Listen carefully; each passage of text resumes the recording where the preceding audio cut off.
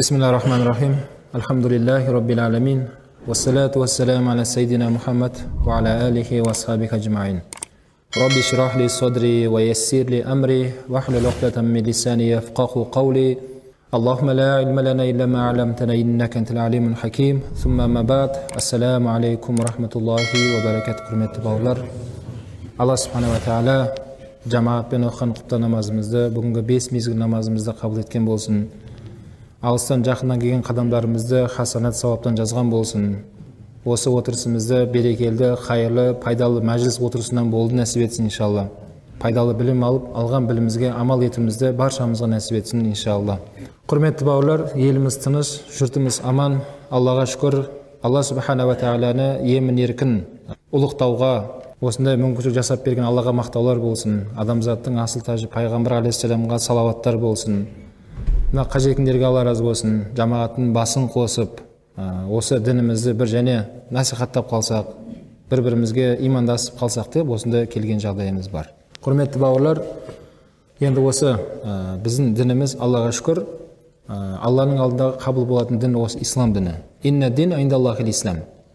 Алланың алдында қабыл болатын дін ислам діні деді Алла субхана тағала. Кім ислам дінінде болады екен, ол бақытты адам. Осы өмірде де, келесі өмірде де. Енді бүгінгі тақырыбымыз Алла субхана ва тағалаға амалымыздың ішіндегі қайсысы қайырлы деген деңгейге келіп қалдық, Құдайға шүкір. Әуелгі кезеңдерде қандай амал істесек болады, қайсы жаман амал болып есептелінеді, қайсы жақсы амал дейтін болсақ, қазіргі таңда Құдайға шүкір жақсы амалдарымыздың өзін саралайтын деңгейге жетіп келе жатырмыз, Аллаға шүкір. Бұл да үлкен бір бақыт біздер үшін, бауырлар. Бүгінгі дәрісіміз мына хадисті жайында тоқталайық иншалла. Абдулла ибн Мас'уд радиаллаху анху пайғамбар алейхиссаламнан сұрады. Айу амал хойр илаллахи тағала. Я Расулла, біздер амал жасап жатырмыз, Алланың бұйырғанын орындап жатырмыз, қайтқаннан қайтып жатырмыз. Бірақ осы амалдарымыздың ішіндегі қайсысы Аллаға қайырлы дейді. Өте орынды сұрақ қойды. Шыны керек, мына дүниеге байланысты мәселенің өзінде біз көрінген нәрсеге орнаса алмайсыз ғой. Барахолкаға, базарға барған кезде киім алатын болсаң, көрінген киімді ала салмайсың ғой. Қарайсың, сапасына мән бересің. Анау да жақсы, бірақ одан да жақсысын алғыңыз келеді. Дәл сол нарыққа. Көлік алатын болсаңыз да көрінген көлікті ала салмайсыз. Сұрастырасыз, ақылдасасыз, кеңес сұрайсыз, қай көлік қандай маркасын өзіңізге ыңғайлы. Мына көлік те жақсы, бірақ одан да жақсы көлік тұр жанында. Сол секілді Алла субхана ва тағаланың амалдары, бізге берілген өте көп нығмет амалдарымыз бар. Бірақ сол амалдардың ішінде қайырлы амалдар бар екен. Аллаға дәреже жағынан жоғары, сауабы мол болатын амалдарды Абдулла ибн Мас'уд қана сұраған. Я Расулла, не деп жатыр? Амалдарымыздың ішіндегі қайсысы Алла субхана ва тағалаға қайыр дейді.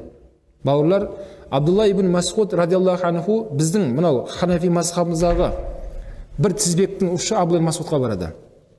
Негізінде ең үлкен ұлы ғалым болған 5 сахабаға барады біздің ұстанып келе жатқан жолымыз. Сол 5 сахабаның бірі Абдулла ибн Мас'уд. Бұл пайғамбар алейхиссаламның жанында көп білім алған ұлы сахабаға жатады. Абдулла ибн Мас'уд. Демек осы жерден түсінгеніміз, бауырлар, біз қанша білім алмайық, біз сұрауымыз керек екен. Жаңа имам ұстазымыз айтып жатыр, бауырлар, сұраңыздар, келіңіздер деп. Бауырлар, және үйренген екінші дәрісіміз, біз кімнен сұрау керек екенде мән беру керек екен. Абдулла ибн Мас'уд кімнен сұрап жатыр? Пайғамбар алейхиссаламнан сұрап жатыр. Қазіргі таңда пайғамбар алейхиссалам жоқ. Бірақ пайғамбар алейхиссалам мирасқорлары бар.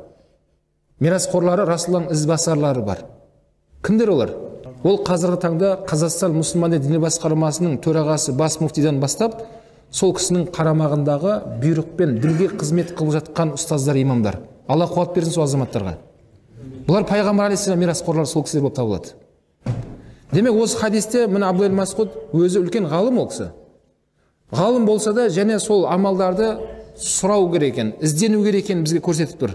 Бауырлар, біз білгенімізден білмегеніміз көп әлі.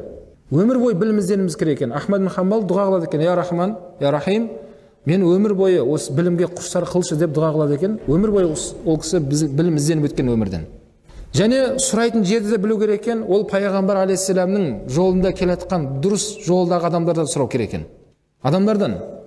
Шыны керек, кейде естіп қаламыз, бір бауырымыз мынадай мәселені бидағат деп айтты дейді. Кім айтты? Діни басқарманың имамдары айтты ма десем, жоқ дейді. Бір бауырым дейді. Абдулла деген бір бауырым дейді. Мен айтып жатырмын да, Абдулла деген бауырыңызға сәлем айтыңызшы. Сол кісі Құрандағы ахл зикрға жата ма, жатпай ма? Ахл зикр деген соның маманы. Діннің маманы ма сол кісі біріншіден. Егер шынымен діннің маманы болған болса, сұрауға болады онда. Бірақ діннің маманы болмайтын болса, бауыр, одан сұрауға болмайды. Одан сұрағыңыз өзінің мамандығы бойынша сұраңыз. Ол Абдулла деген бауырым неме айналысады ол? Саудамен айналысса, саудаға байланысты сұрақ қойыңыз одан. Темір сататын болса, темірге байланысты сұраңыз. Темірдің қайсысы арзан, қандай болып отыр өзі? Мәшине алып сататын болса, мәшине жайында сұраңыз. Бірақ одан не сұрамаңыз? Діннің қайсысы бидағат емес, одан сұрамаңыз. Өйткені Құрандағы ахл зикр ол емес. Ахл зикрлер бұлар мамандар. Міне пайғамбар алейхиссаламның хадисі бар, біліп қойыңдар. Пайғамбарлардан алтын, күміс не мирас қалмайды деген. Пайғамбарлардан не қалады деді? Білім мирас қалады деген. Ал-улама урасатул анбия деген хадис бар.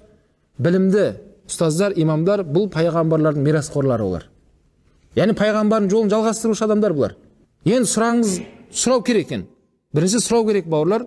Екіншіден сұрайтын адамды да біз не істеуіміз керек екен? Анықтауымыз керек екен. Айу амал хайыр. Демек менің алдымда екі амал бар екен. Мен өзім нәпсіме беріліп қарасам, бірақ мен дұрыс вариант таңдамауым мүмкін. Екеуі де жақсы амал менің алдымда. Бірақ екеуінің қайсысы Алла Тағалаға хайыр? Хайыр деген сөз не ол мағынасы? Хайыр деген сөздің мағынасы сауабы мол. Мынаған қарағанда Алла Субхана ва Тағала жақсы көретін пенделерден күтіп отқан амалы мынау. Осын сұрау керек екен. Екеуі де маған амал, екеуі де жақсы амал. Бірақ қайсысын орындасам бұл абзал? Десе, оған пайғамбар алейхиссалам айтады: "Ас-солату фи вақтиха" дейді. Ас-солату аля вақтиха деп келеді. Уақыты кірген кезде оқылған намаз дейді пайғамбар алейхиссалам. Алла Тағалаға ең хайыр амал не екен ол? Уақыты кірген кезде сол оқылған намаз дейді. Бауырлар, бұл үлкен мәселе екен. Пайғамбар алейхиссалам бұл жерде уақытты айтты. Бауырлар, демек намаздың уақытын күту ол үлкен тақуалық. Намазға күтіп жүру. Және намаздың уақыты кірсе, мына дүние тіршілігін кішкене осыды кедеріп, намазға асығуымыз керек екен. Және бұл жерде демек ақыреттің амалы уақыт кірген кезде істеу соны айтты дейді ол жерде. Намаз енді ең бірінші амал ғой, ақыретте сұралатын. Бауырлар, бұл намазға асығу керек екен. Намазды демек міне оқитында, сұрайтында орын бар, бұл жеріне мешіт, Аллаға шүкір. Альхамдулилля. Өткенде бір жігіттермен осындай байланыста болдық дәрісте. Кейін бір жігіттер сұрақ қойып жатыр. Мен есімде бала кезімде ауылымызда Рамазан айында тарауих намазын үйімізде оқитын, мен кішкентай баламын дейді. Сол кезде сапта тұрған ақсақалдардың бірі дейді: "Соңғы ракағатта артына қарап, еттеріңді сала беріңдер, болып қалдық" деп айтып жіберетін дейді. Сөз айтады: "Намазда тұр өзі" дейді. Имамға үйіп. Сөйтіп жамағат күлді соған. Қалай болды сол намаздар дұрыс па, дұрыс емес пе деген сұрақ келіп жатыр. Қараңыздар енді. Бауырым деймін, ол кісілердің намазы қабыл болды иншалла. Оған күмәнданбай ақ қойсын. Неге дейді? Өйткені ол кісілерге кешірім бар. Ол кісілерге жаңа Абдулла ибн Масғуд пайғамбар алейхиссаламнан сұрады ғой. Дәл сол секілді біздегі секілді сұрайтын адамдар болмады ол кісілердің уақытында. Ең бірінші молда имамдар ат тастады. Ең бірінші көзі ашық ұстаздарды түрмеге жапты. Неге? Абай атамыз айтқандай тобыр қалды мына жақта. Дүмшелер қалды, дінді бұзатын. Оларға мынау дұрыс емес дейтін ұстаздардың бәрін көзін жойды.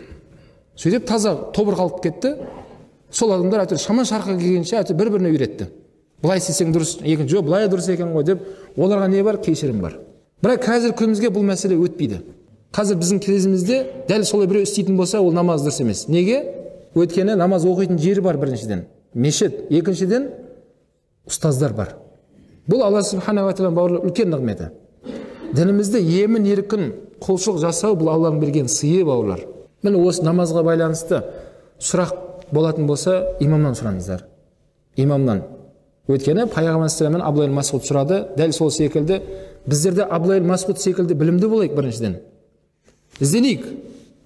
Кішкене екі аятты жаттап алып, болды осы маған жетеді деп жүре берместен іздену керек екен. Және сұрайтын жері ол пайғамбар алейхиссаламның мирасқорлары болу керек екен.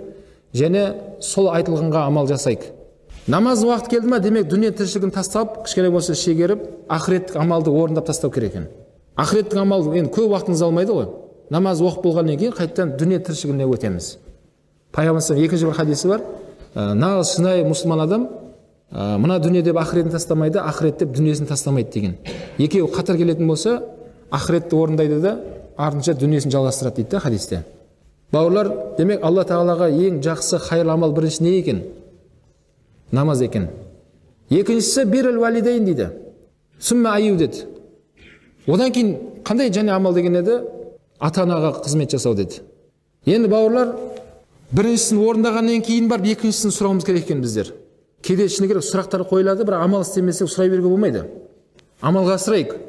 Одан кейін барып сұрақ қояйық. Келесі дәріске дайындалып келейік. Дәрістер болып жатыр, Құдайға шүкір, осы жерлерде, басқа жерлерде. Сол дәріске кеп қатысқаннан кейін нәтиже болу керек. Келесі дәріске дейін амалға асырайық, шама шарқымыз келгенше, және сұрақтар дайындап келу керек екен. Маңызды сұрақтар қою керек. Сол баяғы жауыр болып кеткен сұрақты қайталай берместен, мысалға жаңа бауырларымызды қарайтын болсақ, салафизм жолында жүрген бауырларымыз айналдырған 5-6 сұрақпен айнала беріп, түкке ешқандай қол жеткізген жоқ. Мына тәуелсіздігіміз 25 жыл болған болса алғанымызға, дәл сол жылдар біздің елге келген сол ағымдар. 25 жылда ешқандай жетістікке жеткен жоқ. Не жазған бір кітаптарын көріп тұрған жоқпын. Құдай аспанда ма, аспанда емес пе деген мәселемен айналыса берді, ешқандай бір жаңалық жоқ. Ешқандай адам бір сүйсінетіндей біріне еңбек жасай алған жоқ. Демек, сұрақ маңызды болсын. Осы өмірімізге, ақыретімізге пайда келтіретін маңызды сұрақ болсын. Құдай аспанда ма, аспанда емес пе, ешқандай бұл пайдасы жоқ нәрсе. Тақуалың онымен күшейіп те кетпейді, азайып та кетпейді. Екіншіден, оны қазір жауап берсең, қате болса және жауап бересің Алланың алдында. Құдай аспанда да емес, жерде де емес. Мәселе күшейе береді, бір-біріне мұсылмандардың жүректері қатайып, көптеген осындай бөлінуге алып келді сол бауырларымыздың мәселелері. Абдулла Масуд секілді не маңызды сұрақ қояйық. Құрметті ұстаз, имам, өткенде осындай дәріс өткен едік. Дұрыс, осы дәрістеріңіз бәрі жақсы екен. Осының ішінде не айтасыз? Дағы қайсысы қайыр бізге? Қайсысы көбірек сауап болады деген секілді не сұрақ қойымыз керек екен. Демек, бірінші нені айтты? Біріншісі, уақыты кірген құлшылықты орындап отыру керек екен. Құлшылық деп жатыр, намаздағы мақсат жалпы құлшылық дейді олар. Демек, қажылықтың уақыты келді ме биыл, қажылыққа баруға мүмкіншілігіңіз бар ма, асығыңыз соған. Келешіге сырмаңыз. Зекетті беретін уақытың келіп тұр ма, зекетіңді беріп таста. Оразаның уақыты келді ме, оразаның уақытын кешіктірме. Ұстаңыз оразаны. Намаздың уақыты келді ме, намазды орындаңыз. Яғни оның шарқында айтады, яғни Алланың ақыретке орындайтын амалды уақыты келген кезде кешіктірме деген сөз дейді. Намаз оның бастамасы болғанымен, ол намаздың аясында көптеген ақыреттік амалдар тұр ол жерде. Кешіктірмеу керек екен. Екіншісі нені айтты? Ата-ананы құрмет қылуды айтты. Ата-ананы құрмет қылуды айтты. Демек, намаз ата-анадан да жоғары тұрады екен, бауырлар.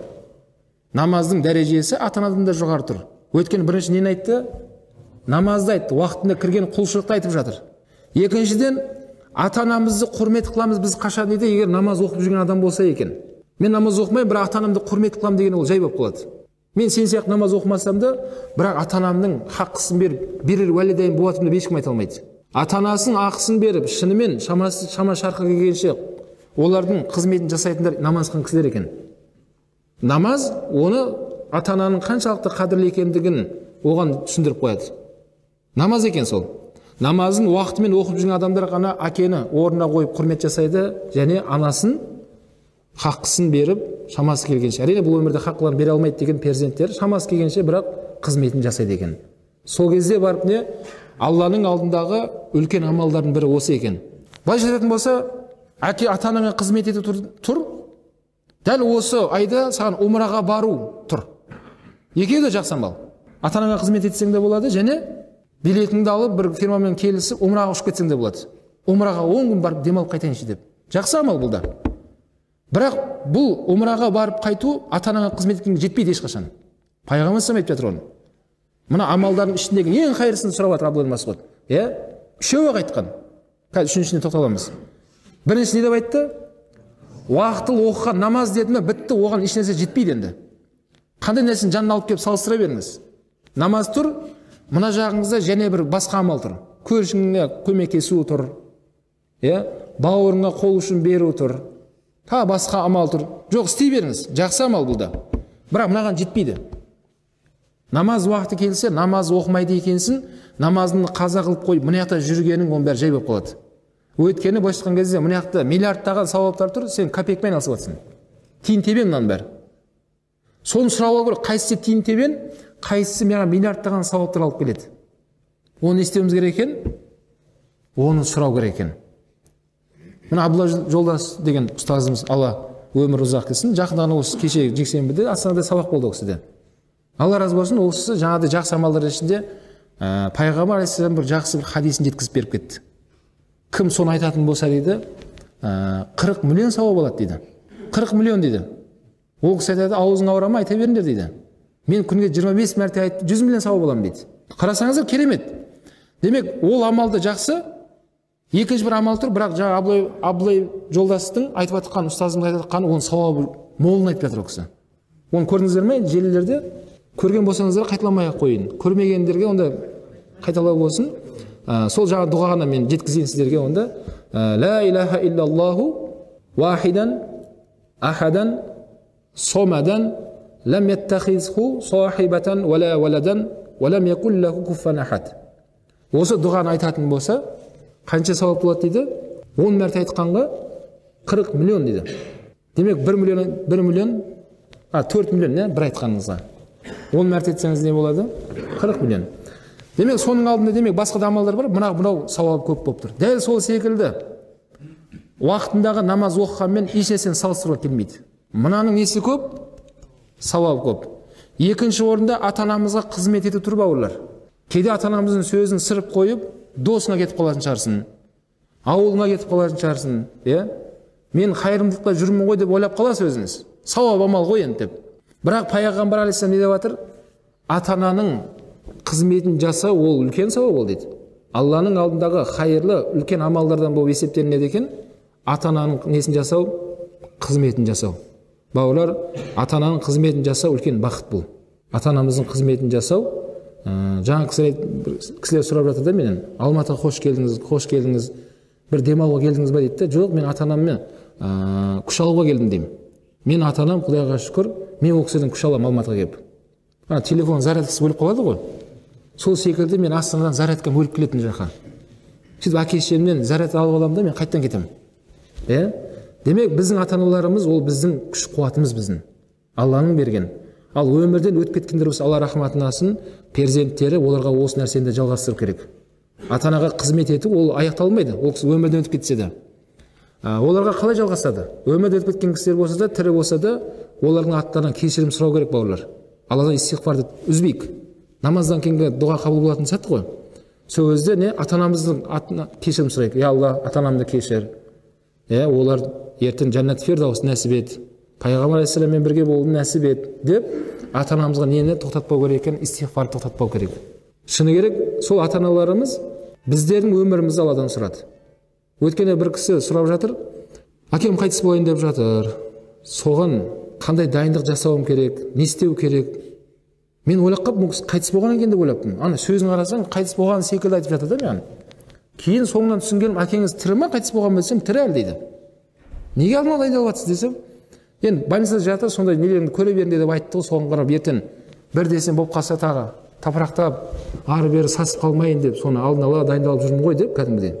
Мен ана кісіге қатты сөздер айттым. Ағай, не айтқызсыз? Ешқашан біздің ата-анамыз бізге өлім тілемейді ешқашан. Соңғы дем алып жатқан болсаң да, балам, Алла өмірін береді, иншалла деп үмітін ешқашан үзген емес. Сіз әкеңіздің өмірін сұрамайсыз ба одан гөр? Мешітке келіп дұға қылдырмайсыз ба жұма намаздан кейін жамағатпен? Алладан шифа сұрамайсыз ба? Әкем өліп қалса не дайындық көрем деген нәрсені, оны тастаңыз ол нәрсені. Деп жаңа бауырыма осы нәрсе айттым да. Бауырлар, ата-анамыз аман болсын. Бұл не? Пайғамбар алейхиссалам айтып жатыр, Аллаға қайырлы амалдың екіншісі екен бұл. Екіншісі не екен? Ата-анамыздың қызметін жасау. Бауырлар, мынау шыны керек өмір тіршілігі, отбасымыздағы тіршілік, қоғамдағы жұмысыңыз, бизнес дейміз ба, бұның бәрі жай болып қалады оның алдында. Ата-ананың алдында ешқашан салыстыруға келмейді. Жұмысың да бәрі уақытша. Ал ата-анаң ол не? Мәңгі ғой оның сауабы. Ол жәннатымыз болады біздің. Ата-анамыз бізге разы болады екен, Алла бізге разы болады. Сол үшін ата-анамыздың қызметін қылған кезде олар бізді ешқашан қарғап сілемейді ғой, көріңдер айналайын. Өсіп өліңдер. Анау өмірлерің Алла берекет берсін, ең кемінде осындай сөз айтады. Өркенің өссін айналайын дейді. Ата-ананың айтқан дұғасы пайғамбар алейхиссалам айтады, ол балаға тіке қабыл болады деген. Бауырлар, біз батамен ғана көгереміз. Ал ана тауып атқан дүниеңді Алла егер оны жинамайтын болса, оны ешқашан сен пысықтықпен жинай алмайсың. Мың жерден мық пысық бол. Тиынды тиынға қосып жинап жатсаң да Алла оны шашып жібереді. Ешқашан бірің екі болмайды. Екінің төртеу болады қашан? Ата-анамыздың батасын алып отырсақ. Алла осы баламның дүниесіне, малына, жанына, отбасына берекет бер деп солар бізге дұға қылып отырады екен. Не болады бауырлар? Біздер ешқашан осы өмірде де ақыретте дәрежеміз түспейді. Мына Түркия мемлекетінің елбасшысына уақытысында көптеген сондай бір нелер шабуыл жасалынған екен. Сол кезде мына Израильдің мамандары айтқан екен. Оған тиіспеңдер деген оған. Өйткені оның қария анасы бар деген. Анасы күніге оның өмірін тілеп отыр Алладан дейді да. Оған ешкім ештеңе істей алмайды деп айтқан. Олар да ақыл кітаптар ғой. Олардың да кітаптарында айтылған ғой сол. Бауырлар, ата-анамыз біздің өмірімізді тілеп отырады. Біздің қорғанымыз олар. Ал олар бізге сондай дұға жасап отырады екен, демек өмірдегі ең жақсы адамдар солар біздер үшін. Бауырлар, оны ұмытпайық. Демек алдыңызда екі жақсы амал тұр. Біреу ата-анаңыздың қызметін жасау, екіншісі ол да жақсы амал. Жаңа айтқандай. Бірақ біз қайсысына амал істейік? Ата-анамыздың қызметіне жүгірейік. Олардың батасына жүгірейік. Бұл не екен бауырлар? Алла субхана ва тағаланың алдындағы дәрежесі жоғары хайырлы амалдардан болып табылады екен. Сүмма аю дейді. Міне Абдулла ибн Масғуд енді оны да амалға асырып үшінші сұрағын қойды. Демек, осы ата-анамыздың қызметін жасамаған болсаң, үшінші сұрақ қойма онда. Сен істеген жоқсың әлі, оны істеген жоқсың. Істемей сұрақ қоя берме. Егер Абдулла ибн Масғуд сияқты намаз уақытында оқып жүрсің, қайттан имамға келді, сұраңыз, тағы не істейін дейді. Имам сізге айтады, ата-анаңның қызметін қылып жүрсің ба дейді. Істейміз ғой енді андасында, ауылға барып тұрам ғой. Айта беріңіз, тағы не істейін десе, онда үйіп сұрамаңыз. Бауырлар, ата-анаңның қызметін қылғаннан кейін бар үшінші сұрақты сұраңыз. Өйткені оған жететін не жоқ, сауап жоқ. Үшінші амал сұраған кезде al-jihad fi sabilillah деді. Алла жолында күресу деді. Алла жолында күресу бұл не? Амалдардың не хайырлының үшінші болып табылады. Енді қарайтын болсақ, бауырлар, демек Алла жолында күресеміз деп кейбір бауырларымыз жаңадай Абдулла ибн Масғуд пайғамбардан сұрады, біздер имамнан сұрайтын болсақ, имамдар ешкімге ешнәрсе айтқан жоқ Сирияға барыңдар деп. Бір бауырларымыз Құдай үшін күреске деп, жихад деп Сирияға кетіп қалды. Ал Сирияға кетудің өзі бірінші жихад болып жатқан жоқ ол жақта. Болғанның өзінде ата-анадан кейінгі тұратын амал екен бұл. Үшінші дәрежеде тұр бұл. Мен көрген жоқпын, естіген жоқпын, сұрадым сол Сирияға кеткен балалардың ата-анасымен де кездестік. Уақытысында бір өңірлерде ата-аналары бейшаралар жылаған кезде жүрегің ауырып кетеді. Ешқандай ата-ана ақ батасын беріп, балам жортқанда жолың болсын, аман есен Сирияға барып қайт. Барып сол ақиқатпен күрес айналайын. Жәннатта кездесейік деп біреу ондай айтқан емес. Жылап отыр бейшаралар. Ботамды әкетіп қалды. Балам қай өңірде, қай жерде жүрген, тірі ме, өлі ме білмеймін деп ата-аналар жылаған кезде жүрегіңіз ауырады. Бауырлар, демек сондай Алла жолында күрес болғанның өзінде бұл үшінші дәреже екен. Ата-анамыз, жоқ балам қимылдамай айналайын. Сен осы өңірде көз алдында жүр дедім, сізге уәжіп болады, қимылдамаңыз. Өйткені оған жететін амалдың өзі жоқ. Отанды қорғау парыз, бауырлар. Бірақ отанды қорғау парыз, ол да ата-анамыздың рұқсатымен болады екен. Алла жолында күрескеннің өзі. Пайғамбар алейхиссалам уақытында бір жігіт сапқа келіп тұрды.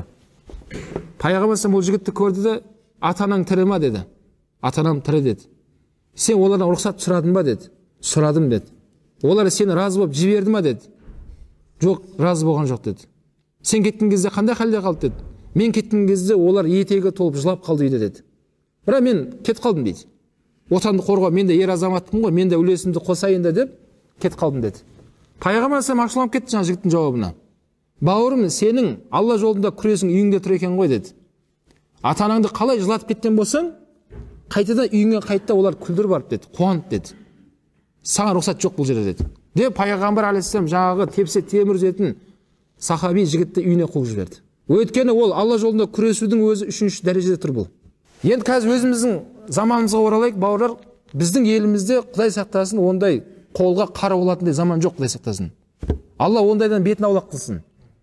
Бізде Құдайға шүкір еліміз тыныш, жұртымыз аман.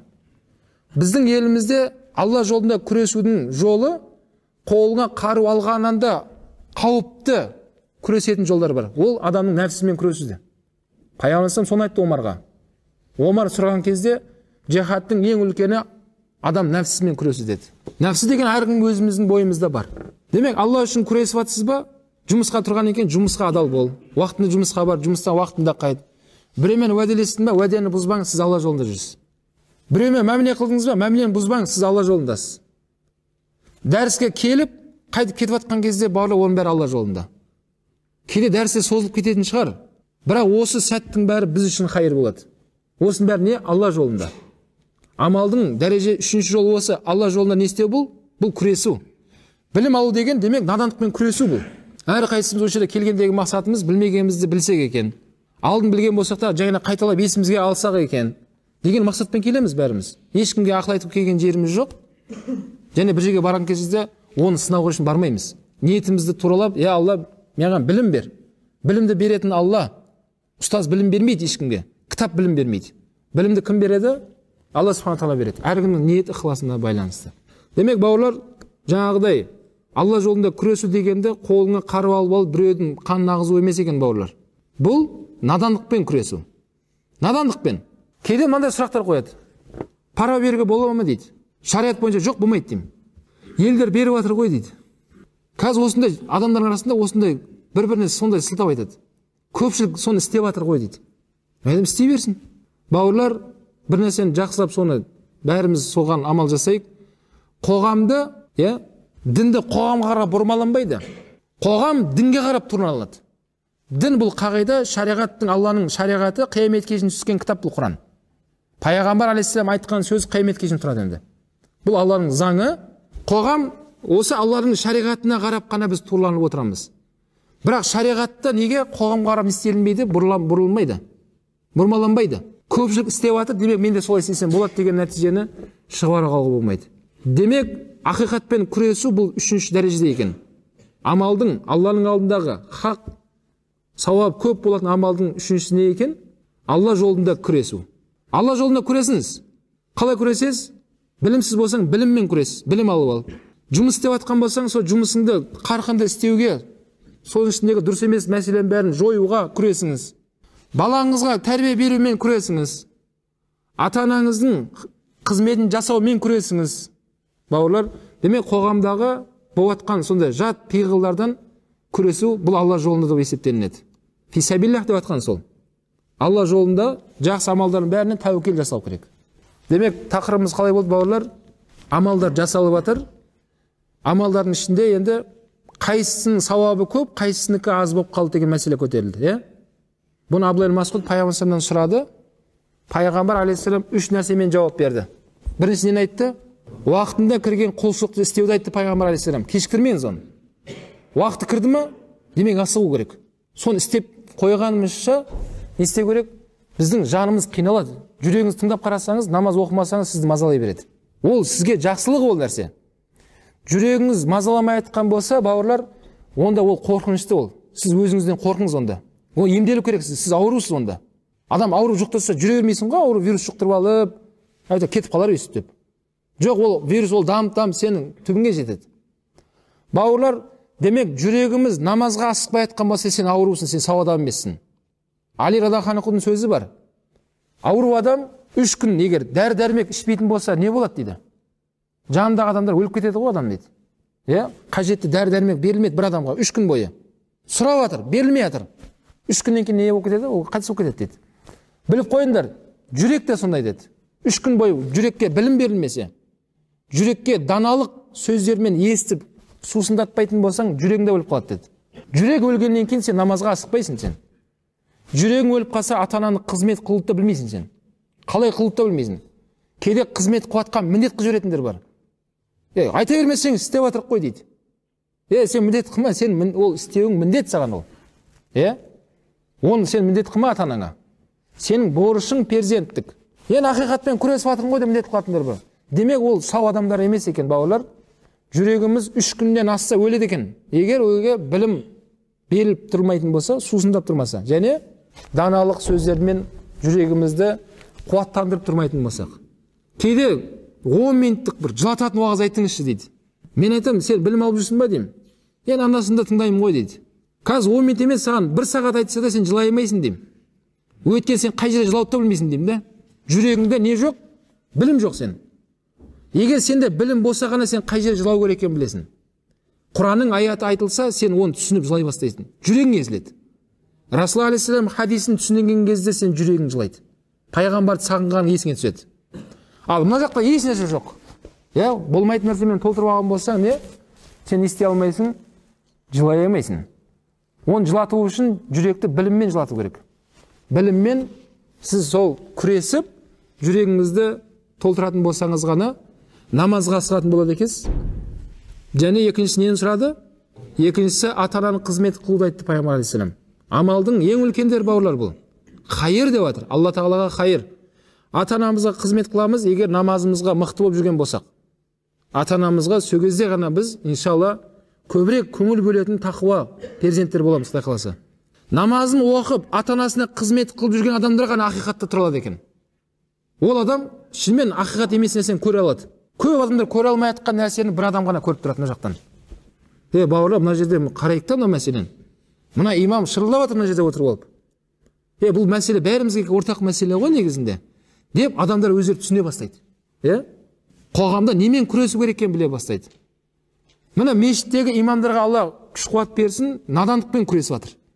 Ал білімді болғаныңыз ол өзіңізге жақсы, өзіңіздің ұрпағыңызға жақсы, ақыретіңе жақсы. Білімді болған бәрімізге жақсы. Қазір қоғамда шынымен бүткіл адамдар имамның дәрежесінде болатын болса, біздің елімізде қылмыс болмайды негізінде. Елімізде қылмыстың бәрі атау өшкір ондай болмайды. Ешқандай қылмыс болмайды, нөлге түседі. Өткен имамдар ұрлық жасамайды. Имамдар зина жасамайды, арақ ішпейді, өтірік сөйлемейді, ғайбат сөйлемейді, біреудің ала жібін аттамайды. Имамның деңгейінде жүретін болсақ, бәріміз бауырлар не? Қоғамда қылмыс болмайды екен. Сол үшін құрметті бауырлар, мынау білімнің де өзінің хаққысы бар екен, ол хаққысын алайық. Жаңа жоғарыда имам айтып жатыр ғой, бауырлар білімді тоқтатпайық. Аз болса да өшеде сабақтар жүріп жатыр бауырлар ше. Бұл Алланың берген үлкен нығметі. Мен қарап отырмын, бір жетіде 7 күн болса, осы жерде 8 ұстаз келіп сабақ беріп жатыр. Ұстаздардың саны көп, күн жетпей қалып жатыр да ше. 7 күн 8 ұстаз келеді. Бауырлар, үлкен бұл байлық, үлкен нығмет. Ал сол 8 ұстаздардың қарайтын болсақ, бауырлар, бұл республикалық деңгейдегі жүрген үлкен ұстаздар. Ал оларды пайдалану керек. Келіп ал ұсақ тұяқ мәселені көтермей, әр сабақта жүйелі қатысқан адам, ол несі көтеріле береді, дәрежесі. Білім түсіну деген, несі кругозор дейді ғой. Мына түсіну кеңістігі күшейеді де, кеңейіп. Ол нені сұрау керек екенін де біледі. Қоғамдағы негізгі жаңағыдай өзекті мәселені түртіп жүріңіздер. Дәріске келген кезде оны сұрап алыңыз. Жауабын алғаннан кейін оны жамағаттарға жеткізіп, осылай жүру керек екен. Пайғамбар алейхиссалам өмірден өткеннен кейін осы дінге ұстаз болған Абдулла Масғудтар солар болды. Міне имамдарға Алла күш қуат берсін бауырлар, Алла өмір берсін. Бірақ имамдардың айтып жатқан дәрісін жалғастыратын ол жамағат болады. Одан да сұраламыз ертең. Міне қажекеңнің алдында қаншама дәріс тыңдадыңыздар. Енді соны біліп, амалға асырып, өзгеге жеткізу ол жамағаттың міндеті болады енді. Болашақта сол ұстаздан естіген білімді не істеу керек бауырлар? Жеткізу керек. Ал жеткізу қалай болады? Ол егер дәріс давамдылықпен болатын болса. Давамдылық деген әрдайым үзбей қатысу. Егер үзбей қатыспайтын болсақ, үзіп әр жерден қатысатын болсақ, онда сіз кем болады біліміңіз. Сол естіп қалған жерде ғана сол деңгейіңізде түсініп қаласыз да, кейін сол бойынша фитна болады. Бұндай сахабалардың ішінде де болған. Бір сахаба келіп қалады да, пайғамбар алейхиссалам мынандай сөзін естиді. Алла субханала тағала аспан мен жерді 6 күнде жаратты да, 7-ші күні шаршап жатып демалды дейді. Аяғын созып дейді. Сол риваятты бір сахаба жеткізеді. Бір жерлерде пайғамбар өмірде өтіп кеткен екен айтып жатырмын. Кейін жаңағы жігіттер, сен не айтып тұрсың сен дейді. Жоқ, мен осындай пәлен деген жерде айтқан естіген едім. Кімнен естідің? Пайғамбардан естідім. Не деп айтты? Мен мешітке кіріп келген кезде дейді, пайғамбар айтып жатқан жерлер ол мынандай сөздер еді. Қалай сөздер еді? Алла тағала аспан мен жерді 6 күнде жаратты да, 7-ші күн не істеді? Шаршап демалды дейді. Жатып демалды деген сөздер естідім дейді. Сол кезде жаңағы сахабалар, ол жерде біз болдық қой дәрісте дейді. Сен оның басында жоқсың, аяғында жоқсың ғой дейді дәрістің. Ол кезде пайғамбар алейхиссалам христиандардың ақидасын айтып жатқан жер еді ол дейді. Христиандар сөйтіп айтады деген сөздер бар оның алдында дейді.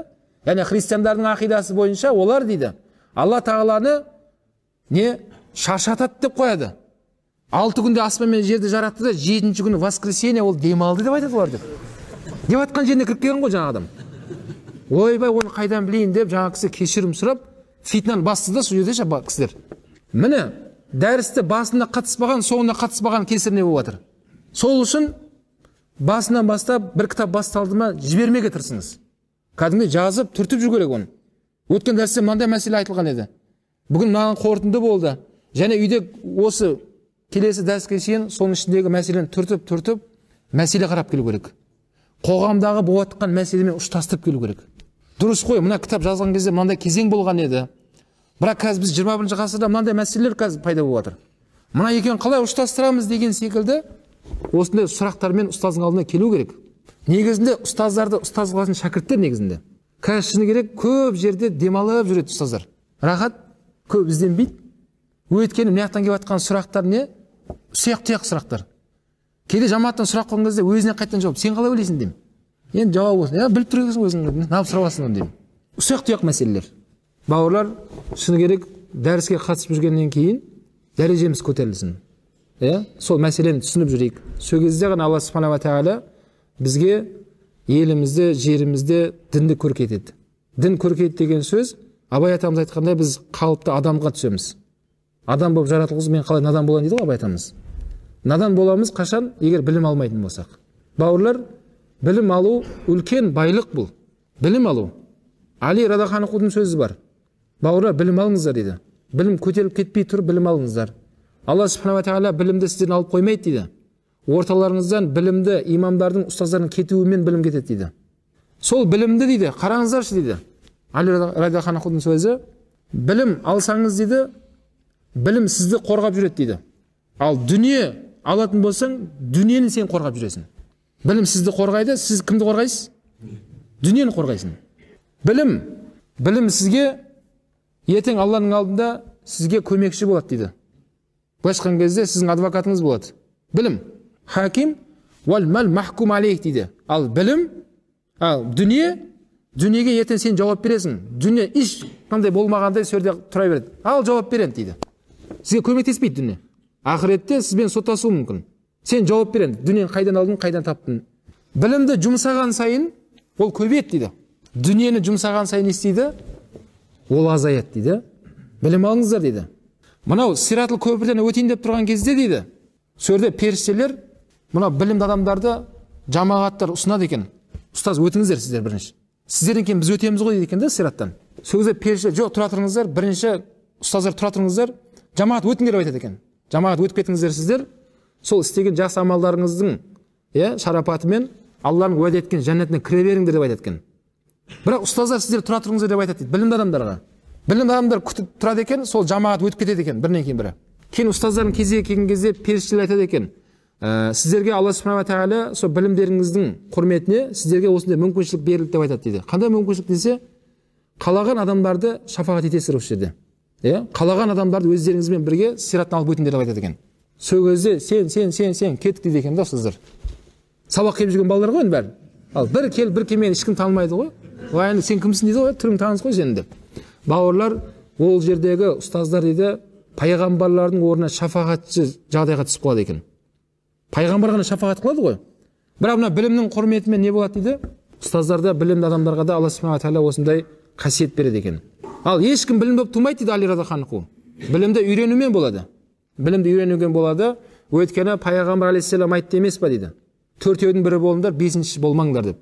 Ұстаз болыңдар, ұстаз бола алмасаңдар шәкірт болыңдар, шәкірт бола алмасаңдар тыңдаушы болыңдар, тыңдаушы бола алмасаңдар жақсы көруші болыңдар. Бесіншісі болмаңдар халак боласыңдар деді. Бесіншісі кім ол? Не ұстаз емес, не шәкірт емес, не тыңдамайды, не жақсы көрмейтін оларды. Сіз жақсы көруші болыңыз, тыңдамасаңыз да. Жақсы көріңіз. Осы Лабақ ата мешітінде машалла бауырларым менің. Бір реті келсе, Құдай қаласа алдарына барып, бір дастархан жайып батасын аламын деп жақсы көріңіз балаларды. Білім жолына жүрген кісілердің дұғасы қабыл ғой. Сөйтіп жақсы көріп жүре бермейді екенсіз. Бір тыңдаушыға айналасыз Құдай қаласа. Сізге де Алла инсап беріп жүрегіңізге осы жерге келіп отырып дәріс тыңдайтын адамға айналасыз. Тыңдап жүре бермейді екенсіз. Сөйтіп не боласыз? Кәдімгідей жүйелі шәкіртке айналасыз. Кәдімгі үзбей, сабақты үзбей жүретін ұстаздың алдында отыратын шәкіртке айналасыз.